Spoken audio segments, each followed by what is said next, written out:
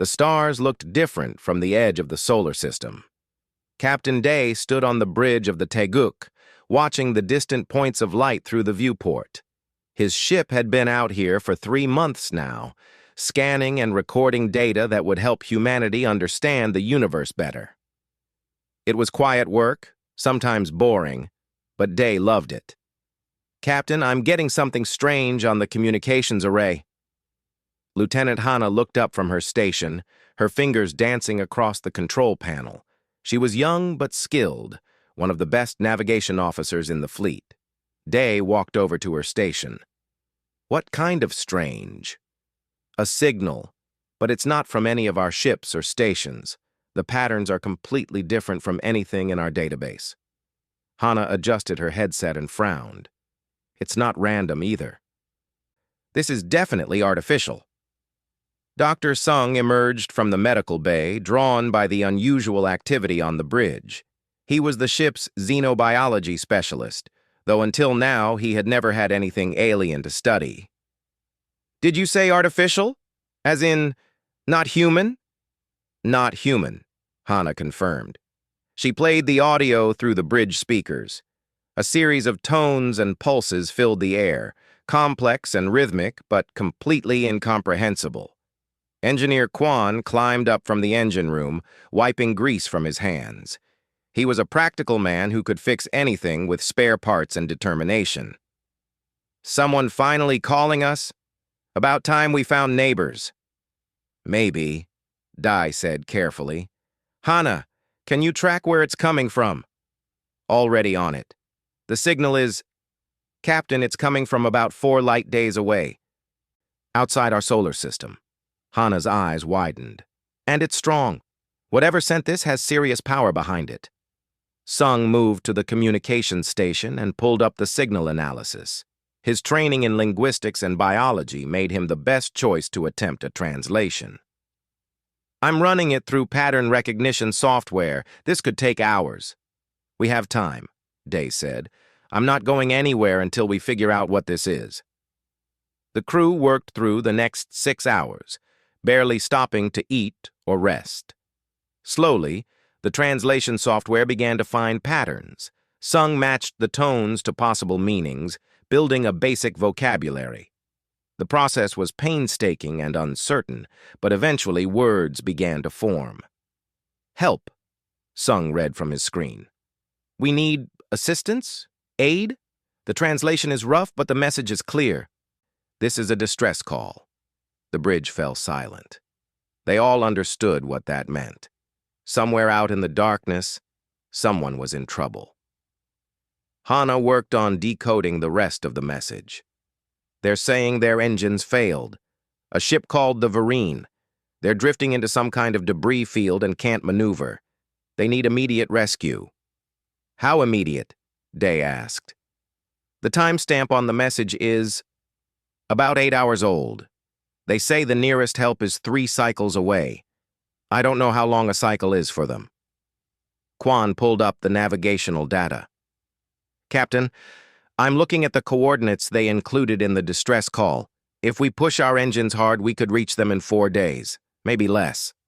Day sat in his command chair, thinking hard. First contact with an alien species was something humanity had dreamed about for centuries. They had protocols for it, theoretically.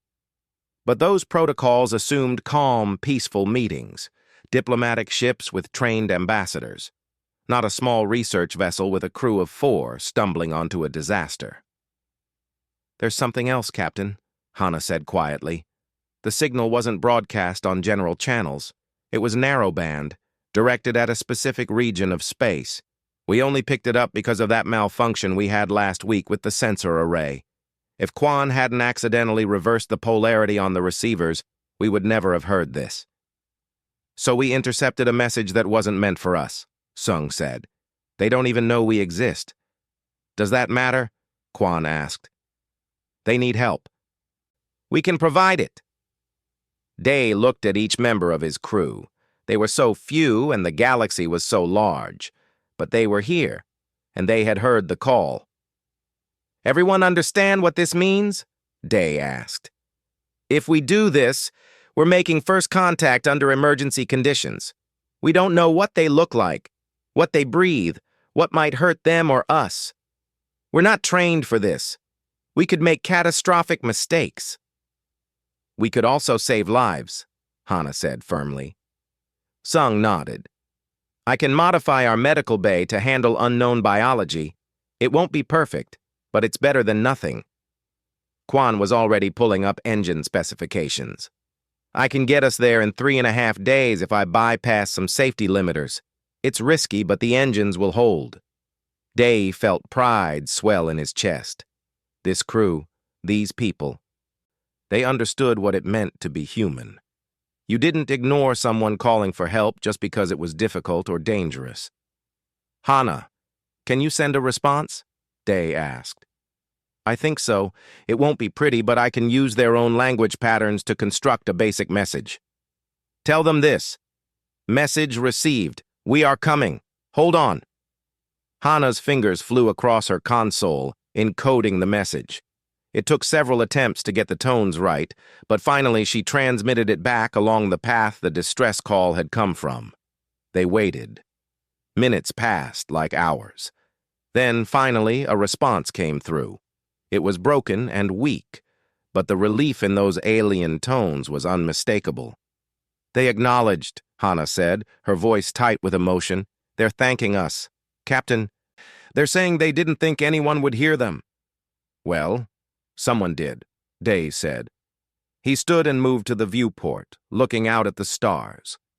Somewhere out there, people were afraid and desperate, waiting for rescue from strangers they had never met. Quan, maximum safe speed. Hana, keep monitoring their signal in case they send updates. Sung, prepare everything you can for alien biology. We're going to save them. The Taeguk's engines flared bright in the darkness as the ship turned toward the coordinates. The crew worked with focused intensity, each person preparing for a meeting that would change human history forever. None of them knew that the galaxy had classified their homeworld as a nightmare planet where nothing intelligent should exist. They didn't know that they were about to become humanity's first ambassadors to a civilization that would see them as monsters. They only knew that someone needed help, and they were going to provide it. The message wasn't meant for Earth, but the Deathworlders answered anyway. The Taeguk arrived at the coordinates exactly 3 days and 16 hours after intercepting the distress call.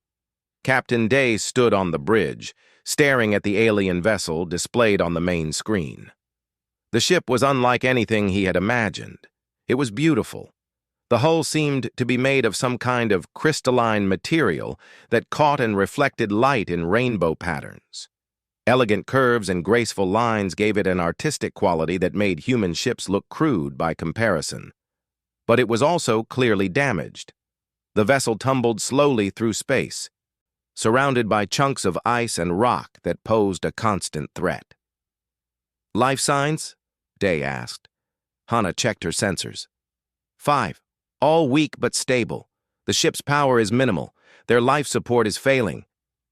Quan studied the ship's structure through the tactical display. That hull is going to be a problem. It's not metal like ours. I'm not sure standard docking clamps will work without shattering it. Then we do it manually, Day decided. Bring us in close, Hana. Quan, prepare the airlock. Sung, get your medical supplies ready. The next 20 minutes were tense as Hana threaded the Taeguk through the debris field. Rocks the size of buildings drifted past, any one of them capable of destroying both ships. But Hana's hands were steady on the controls, and she brought them alongside the alien vessel with barely a meter to spare. Quan suited up and went outside to secure a flexible docking tube between the two ships. The alien hull was warm to the touch, which surprised him. Through his helmet, he could see the material up close.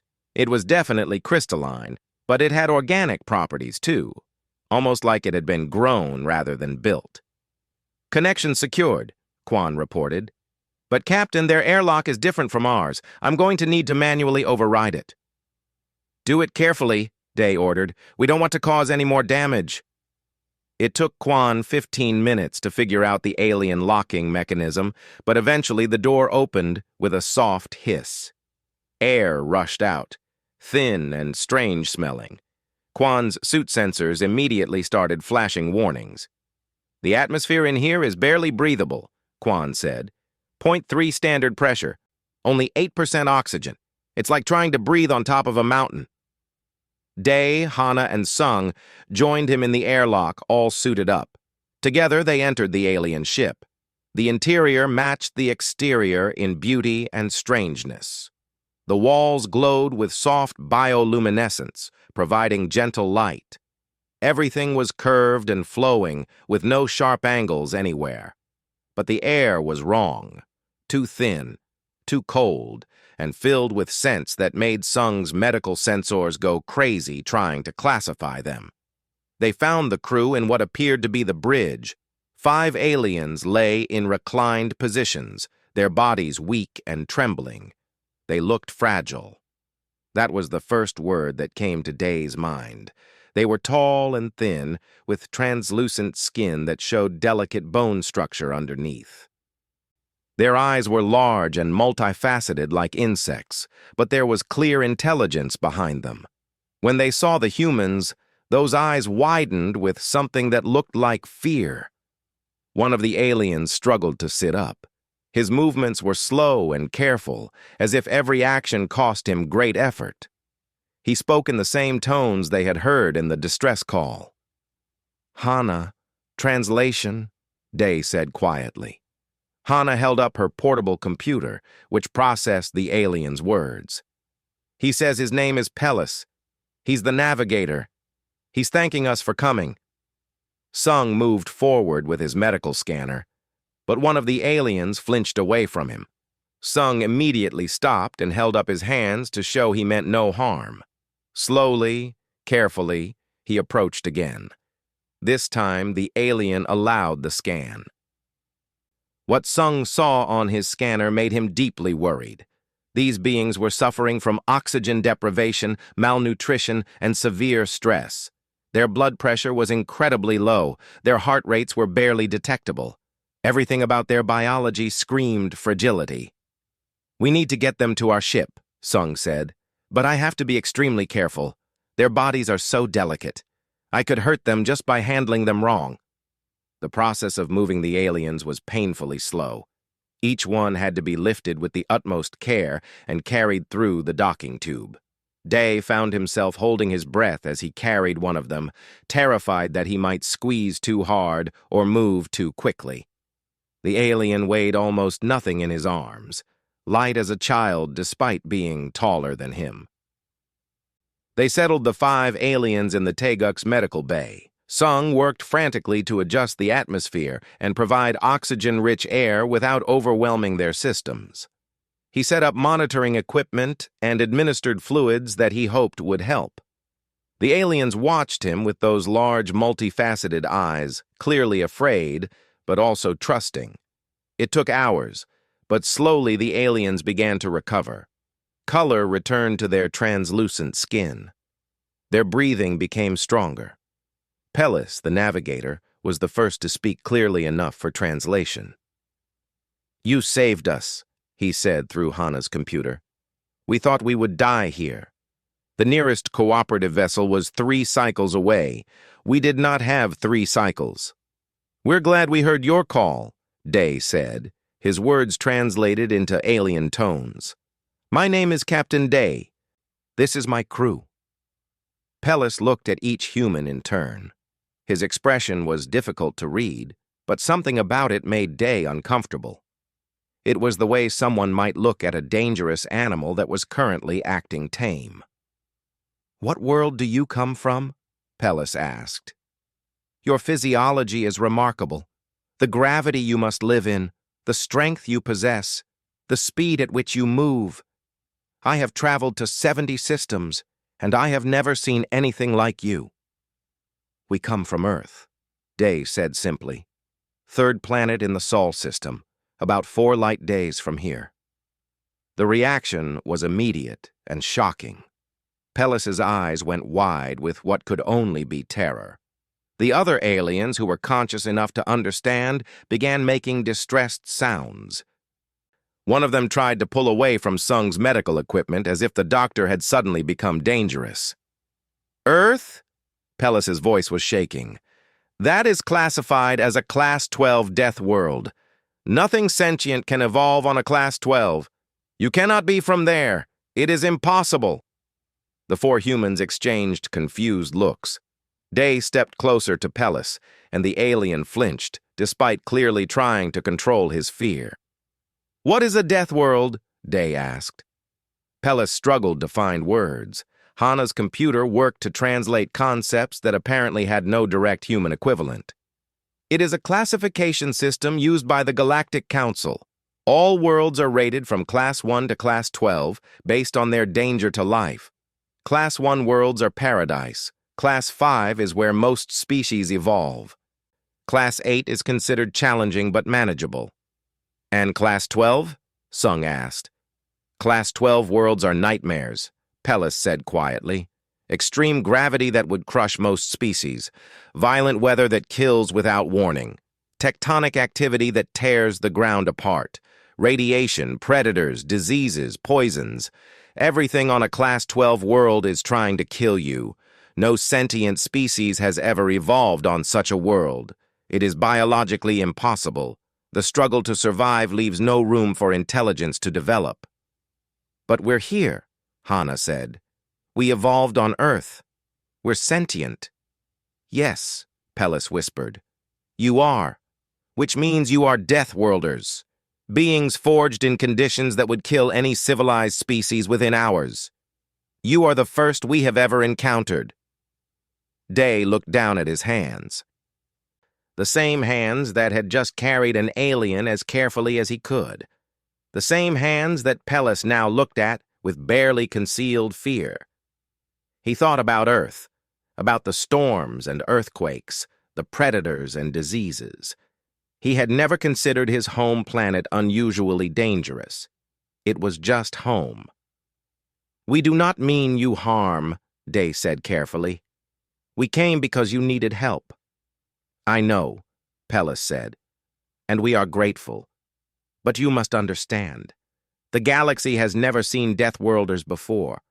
When they learn of you, everything will change." In the quiet of the medical bay, surrounded by fragile alien beings who looked at them with awe and terror, the crew of the Teguk began to understand that first contact was going to be far more complicated than they had imagined.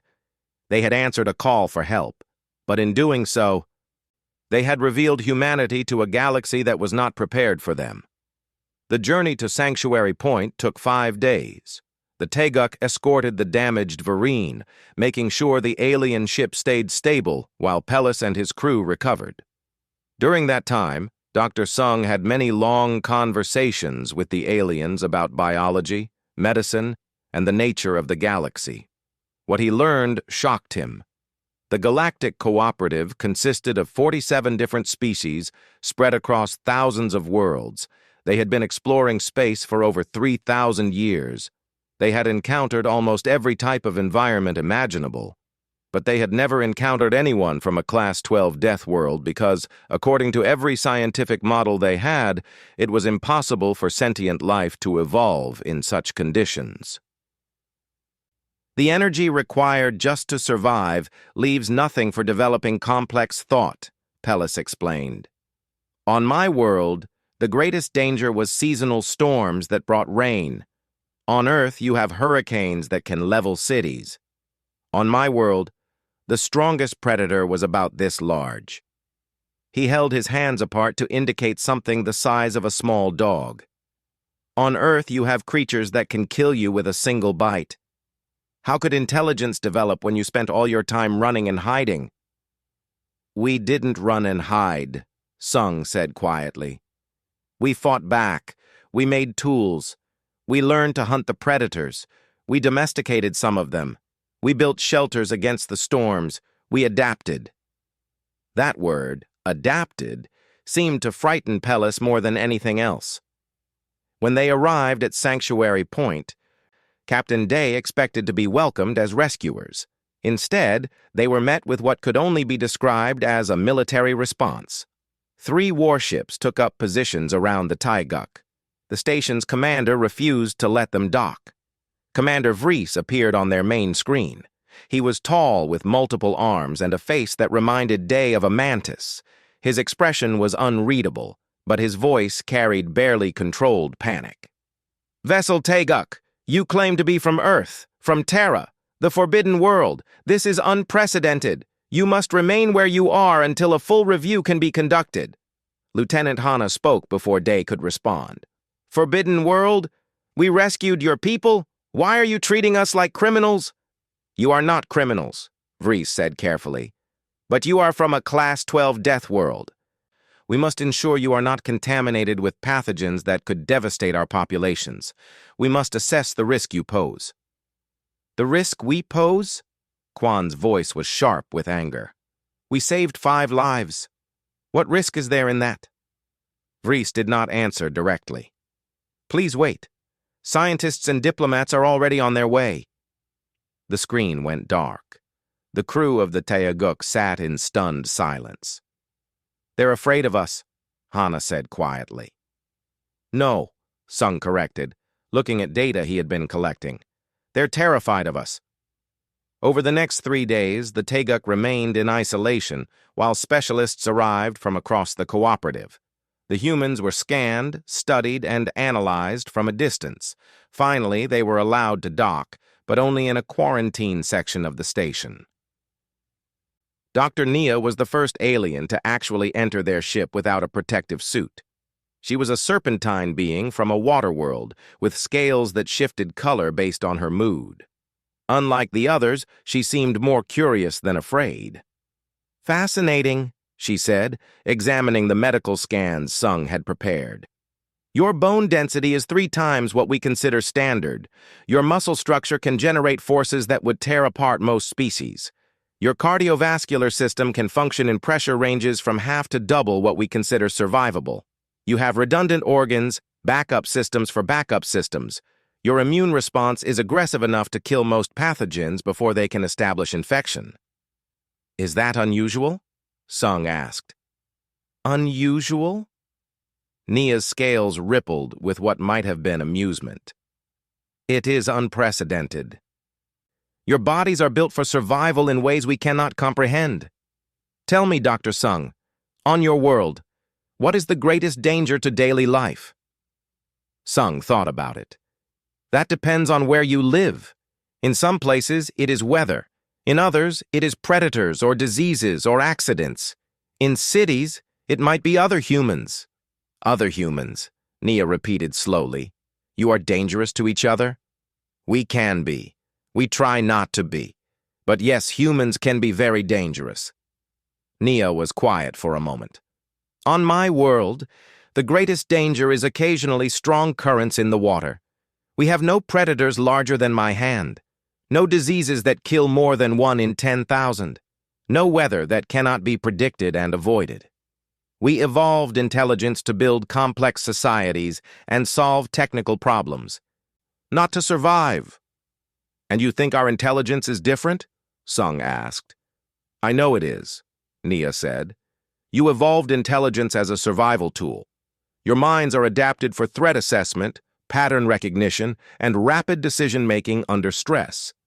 These are traits that would be disadvantages in peaceful evolution, but are essential in hostile environments.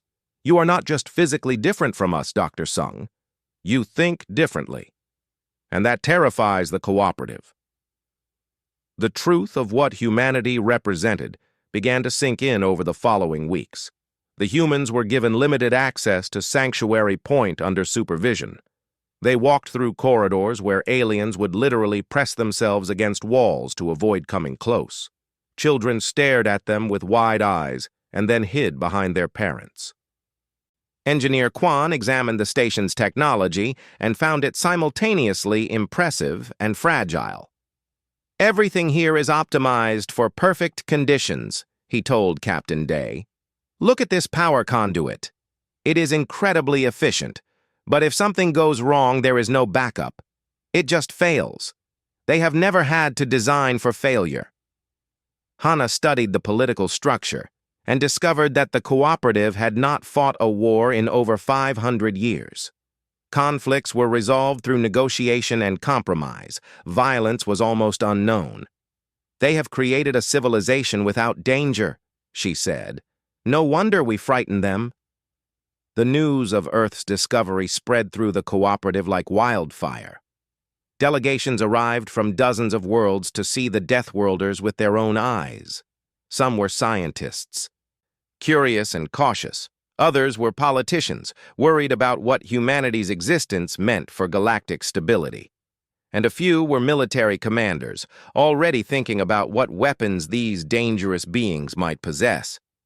Captain Day found himself giving the same explanation over and over. "We are not monsters. We are not conquerors. We are explorers and scientists. We came here to help, not to hurt." But the fear remained. It was in the way guards positioned themselves whenever humans were near. It was in the medical protocols that treated human biology like a bioweapon.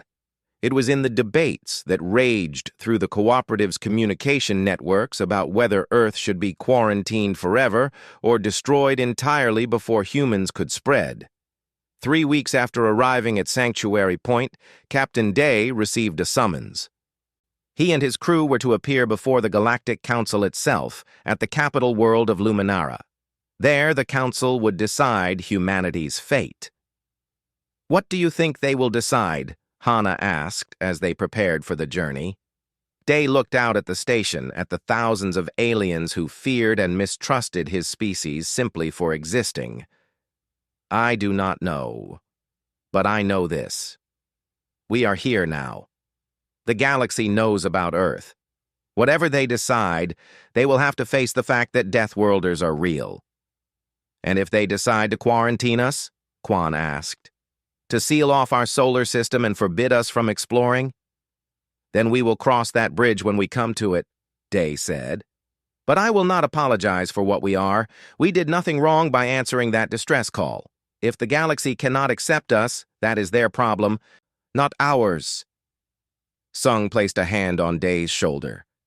"They are afraid because they have forgotten what it means to face danger. Maybe we can teach them that danger is not the same as evil. That strength can be used to protect rather than destroy." "Maybe," Day agreed. "Or maybe they will never accept us. But we have to try."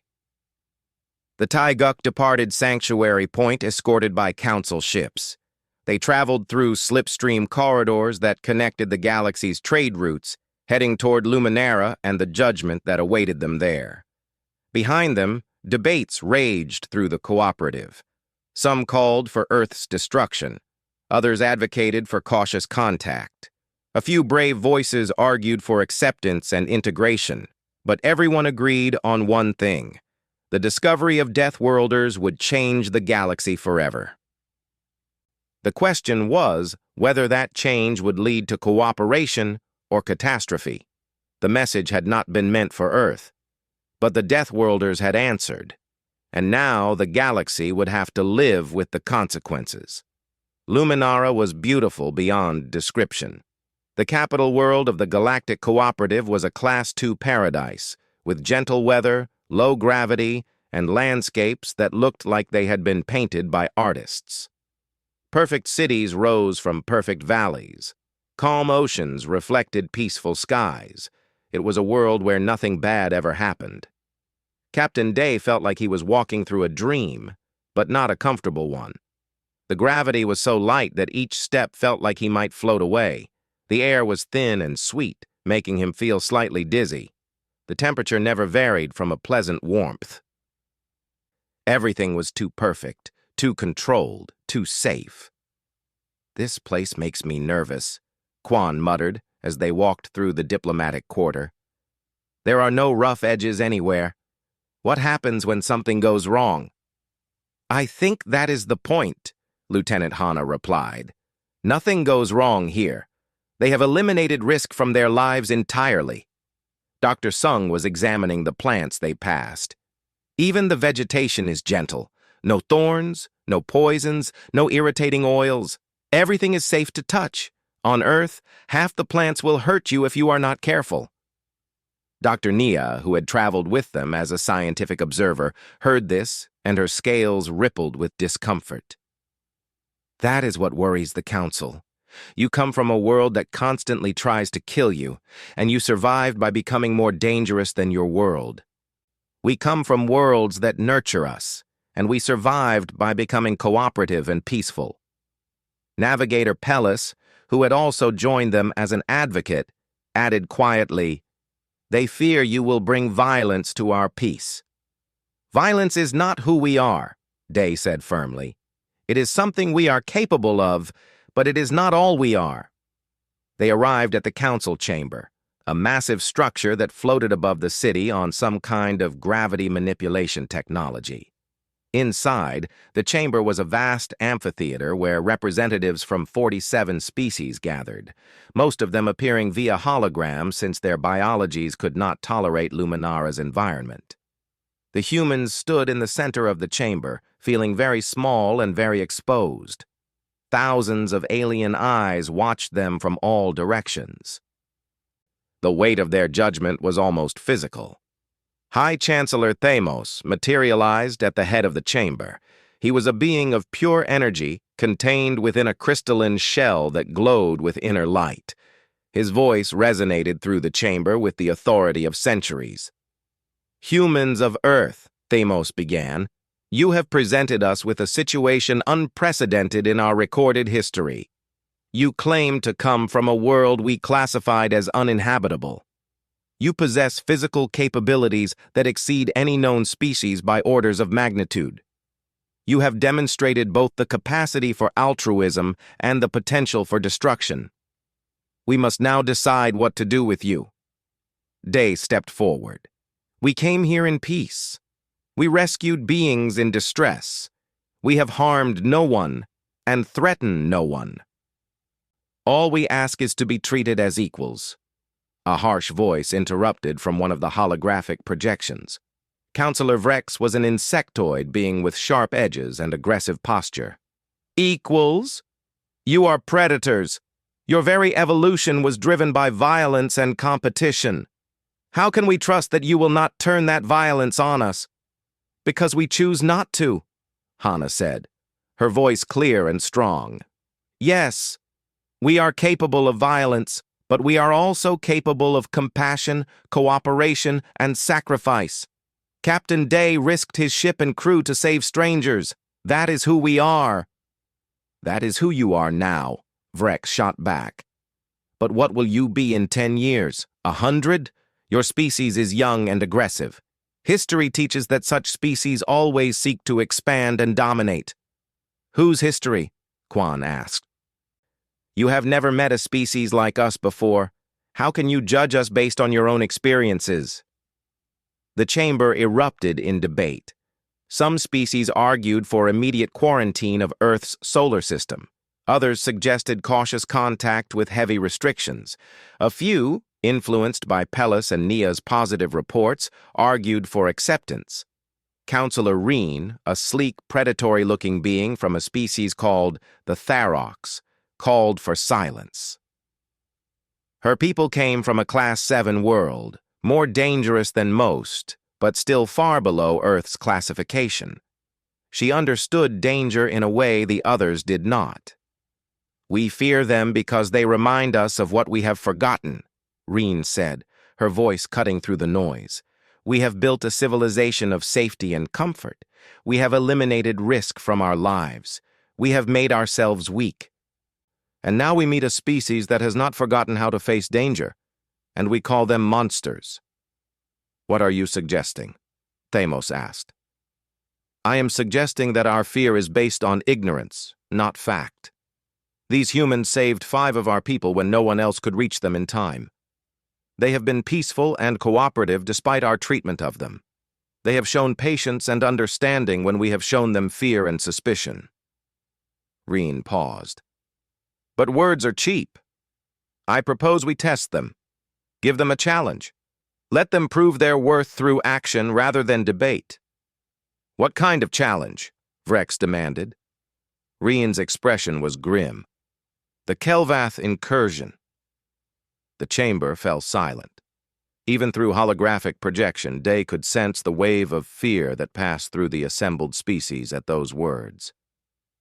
"You cannot be serious," Vrek said, his aggressive posture suddenly uncertain. "The Kelvath have been our greatest threat for 20 years.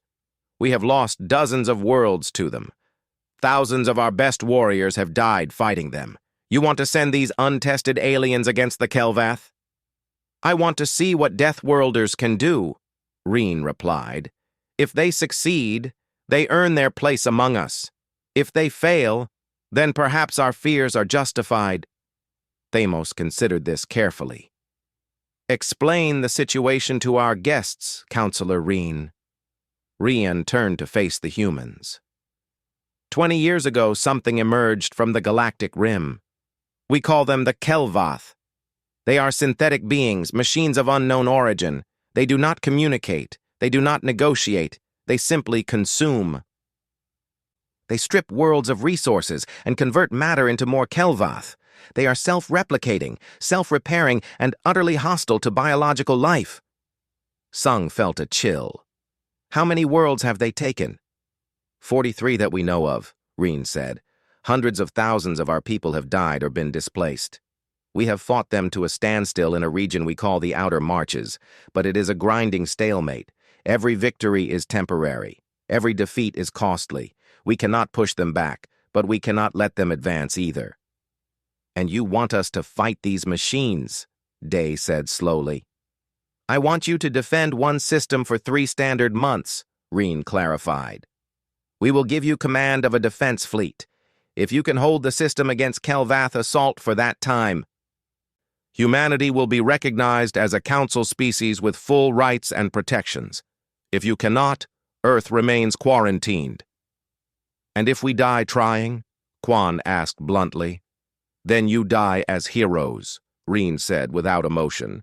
"The same risk our own people face every day in the Outer Marches." The 4 humans looked at each other. This was not what they had expected. They had come to the council hoping for diplomatic recognition. Instead, they were being asked to fight a war they knew nothing about, against an enemy they had never seen, with technology they did not understand.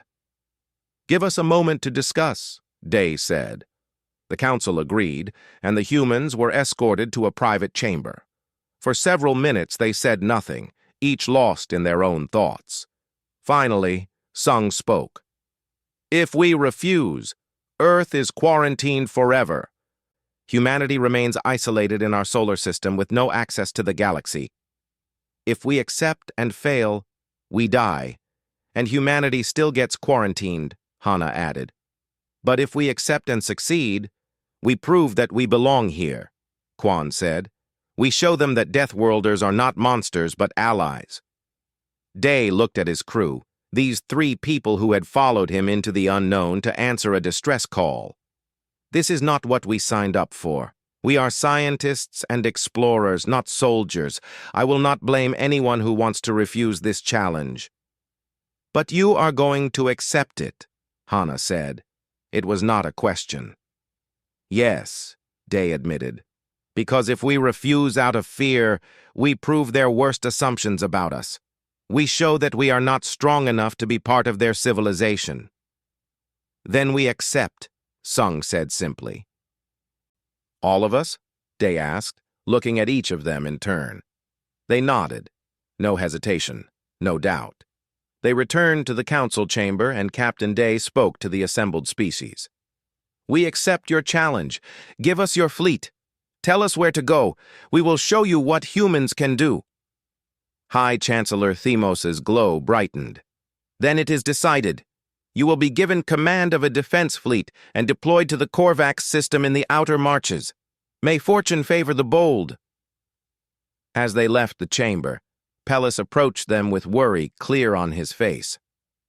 "You do not understand what you have agreed to. The Kelvath are death itself. They have destroyed forces 100 times larger than the fleet you will command."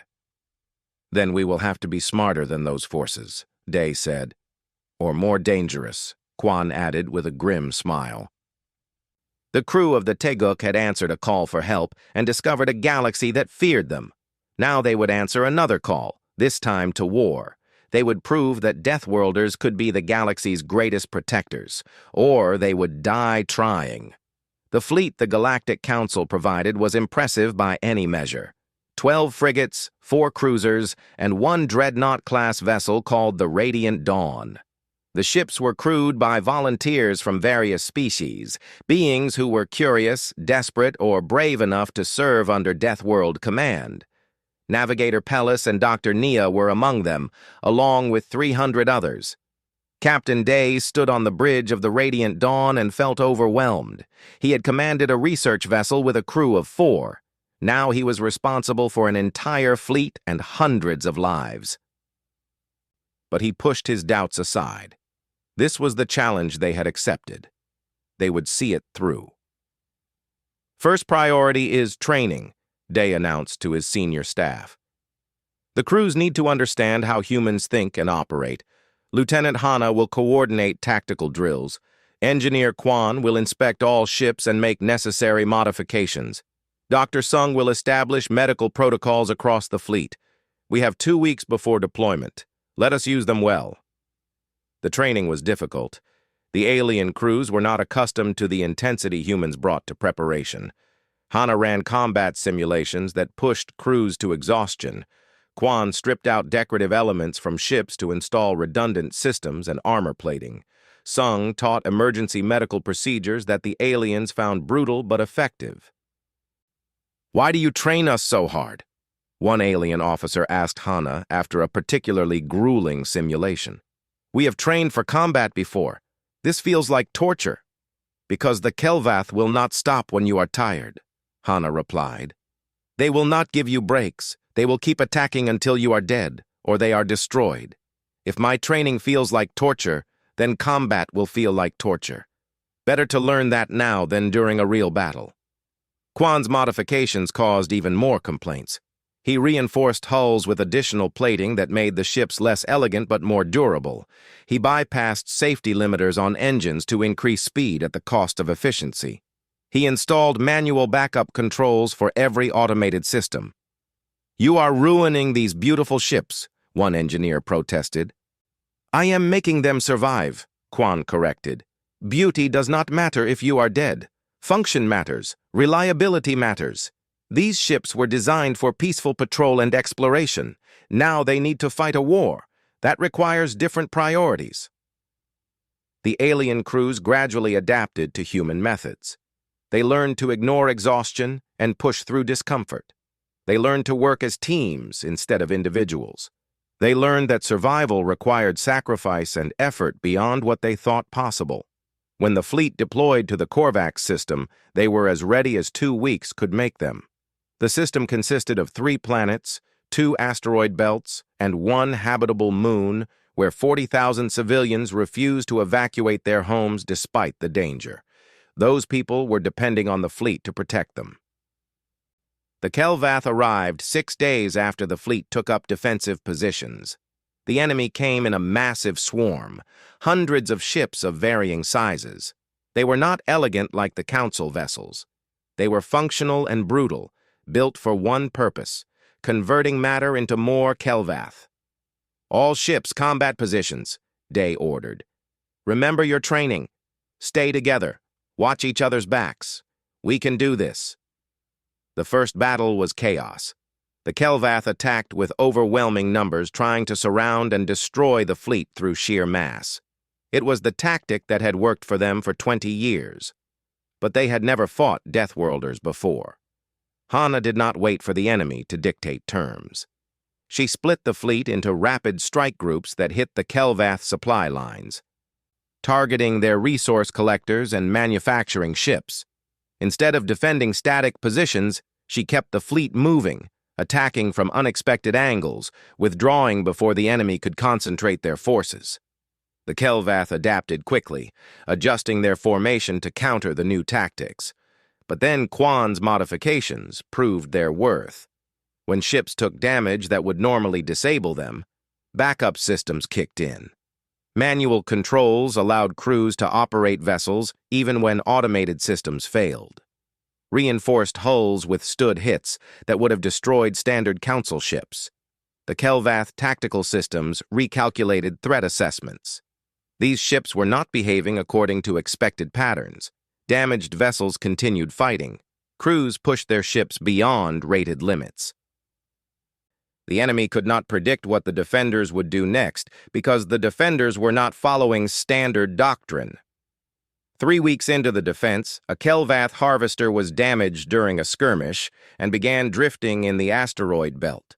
Standard procedure was to destroy disabled enemy vessels, but Day saw an opportunity. "That ship contains information about Kelvath systems," he told his senior staff. "If we could capture it intact, we might learn how to fight them more effectively." "Captain, boarding a Kelvath vessel is suicide," Pellis protested. "They have internal defenses that will kill any biological life that enters. We have tried before. Everyone died."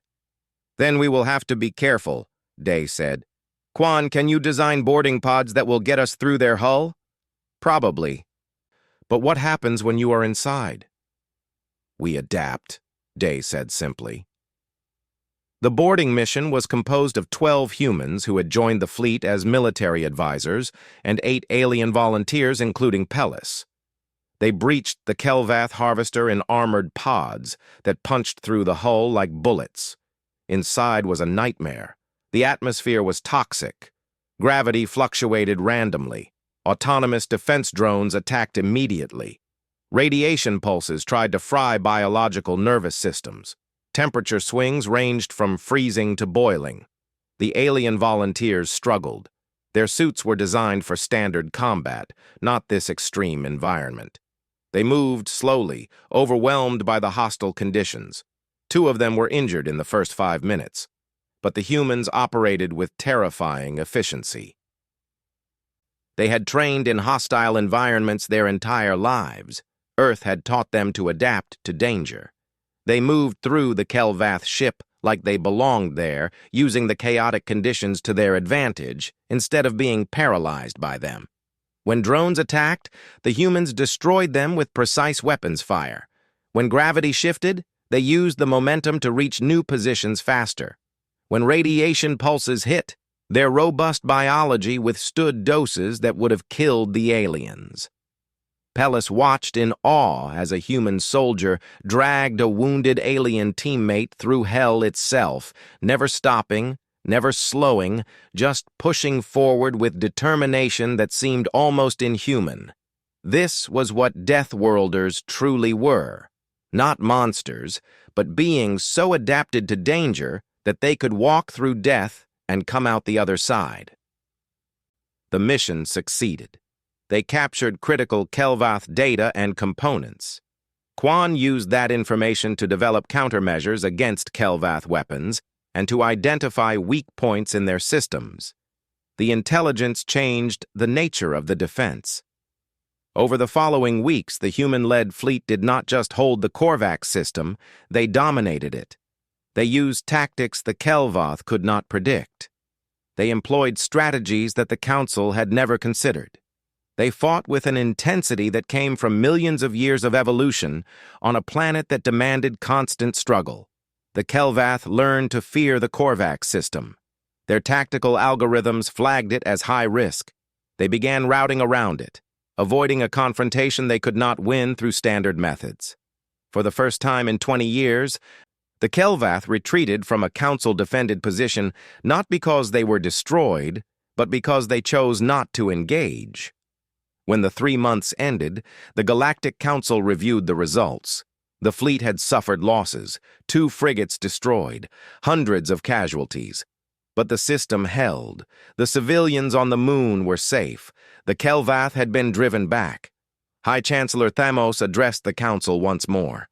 "We feared them because they were dangerous. We were correct to fear. But we forgot that danger has a direction. Pointed at enemies, danger becomes protection. The humans have proven they can be our shield against threats we cannot face alone." The vote was nearly unanimous. Humanity would be recognized as a full member of the Galactic Cooperative. Earth would be open to contact and trade. The quarantine was lifted.